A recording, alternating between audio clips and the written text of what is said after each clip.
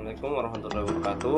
Kenalkan, nama saya Bagus Dwi Setiawan, Stambuk A 241 dan 042, Prodi Pendidikan Fisika, Fakultas Ilmu Keguruan dan Ilmu Pendidikan. Saya berasal dari kelompok 8, yang dimana di sini saya akan menjelaskan tentang percobaan 8 mekanika, yaitu tentang pendulum amplitudo besar. Berikut adalah pembahasan. Oke, kita masuk ke tujuan percobaan yang pertama, yaitu meneliti periode perpindahan sudut, percepatan sudut dari pendulum pada amplitudo osilasi. Sedangkan yang kedua yaitu menganalisis kurva perpindahan sudut, kecepatan sudut dan percepatan sudut terhadap bola. Sedangkan yang ketiga yaitu menyelidiki perbedaan dari gerak sinusoidal, gerak peredam antara osilasi. Sedangkan yang osilasi amplitudo besar dan kecil. Sedangkan yang keempat yaitu menentukan besar periode dan amplitudo dengan sudut yang berbeda.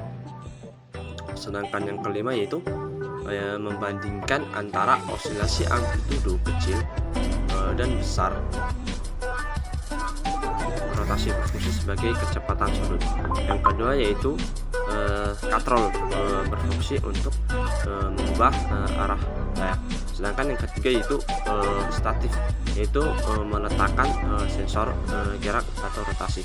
Sedangkan yang keempat yaitu 850 universal interface, berfungsi sebagai sensor gerak rotasi dengan software. Sedangkan yang kelima yaitu software, berfungsi sebagai menampilkan hasil pengamatan. Sedangkan yang keenam yaitu booster derajat, itu berfungsi untuk mengukur sudut. Sedangkan yang terakhir yang ketujuh itu pendulum bermasa yang berfungsi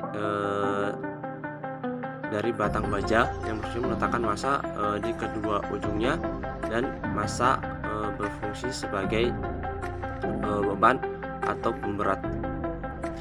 Selanjutnya yaitu dasar teori yang berkaitan dengan pendulum. Yang pertama yaitu penerapan hukum kedua Newton tidak hanya berlaku pada gerak linear yang akan menimbulkan gerak translasi, tapi dapat juga diperlakukan pada gerak melingkar yang akan menimbulkan gerak rotasi. Salah satu pengembangan penerapan gerak dari gerak rotasi satu benda adalah gerak pada bandul atau ayunan sederhana. Gerak osilasi yang terkenal adalah gerak osilasi bandul pendulum. Gerak pendulum merupakan gerak harmonik sederhana hanya jika amplitude gerakannya kecil. Gerak pada ayunan sederhana pendulum gaya-gayanya diproyeksi dengan dipadukan dengan gaya berat. Maka hasil perpaduan beberapa gaya tersebut akan dapat diteliti dari 3G untuk percepatan gravitasi bumi pada daerah tertentu serta periode bandul dengan sudut simpangan tertentu. Ayunan matematis dari suatu pendulum biasanya dilakukan dengan simpangan yang sangat kecil. Hal ini dilakukan untuk menghindari turbulence antara ayunan matematis. Setelah bandul tersebut dilepaskan, turbulence terjadi karena adanya friction force dilakukan dengan sudut simpangan yang sangat kecil. Dengan demikian, karena ayunan matematis tersebut dilakukan dengan sudut yang sangat kecil, maka amplitudo juga sangat kecil.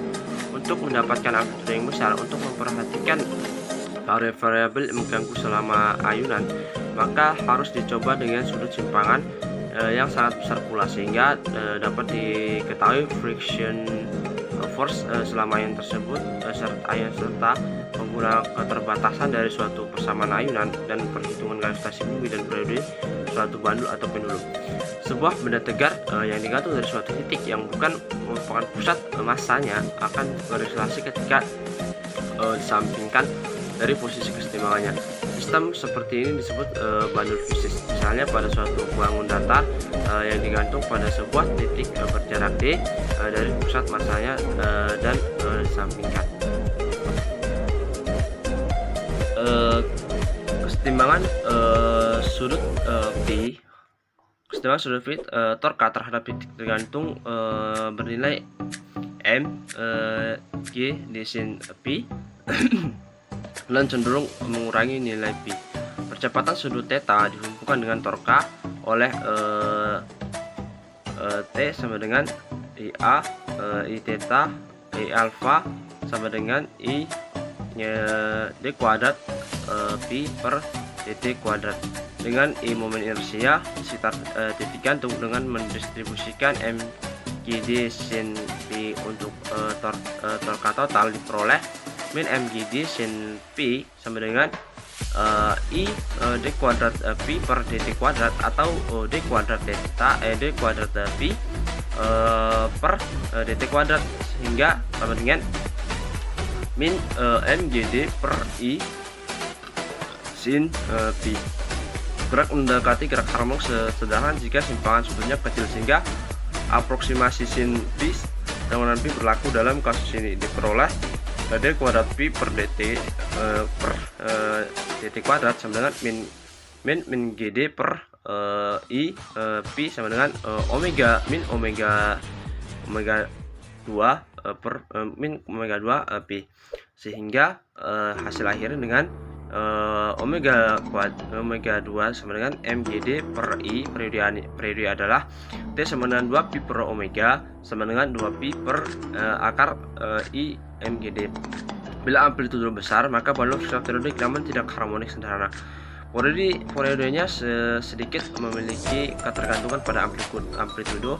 Periode diberikan oleh persamaan T sama dengan T0 1 ditambah 1 per 2 kuadrat sin kuadrat dikali sin kuadrat 1 per 2 Pi 0 tambah 1 per 2 kuadrat 3 per 4 kuadrat sin 4 1 per 2 Pi 0 dan tambah seterusnya.